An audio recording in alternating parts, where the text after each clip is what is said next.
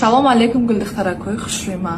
мехоҳем ки даромади нағз дошта бошед, аз хона набаромада кор кунед. пас ман шуморо ба командаи худам даъват мекунам. кор хеле ҳам осон дар ширкати Faberlic-jon. чӣ хел кор осонае? дар хона анамхе нишаста ҳар 21 рӯз ойлик мегирем. фарқ надорад шумо дар кадом давлат қарор доред ё ки шумо дар ягон корхона кор мекунед. ғайр аз ойлик гирифтан боз шумо плюс бонус мегиред. агар шуморо зарурат нест ки ранги солҳои пешнав баромада, яъне ки хона ба хона бигардед, борҳои худро савдо кунед.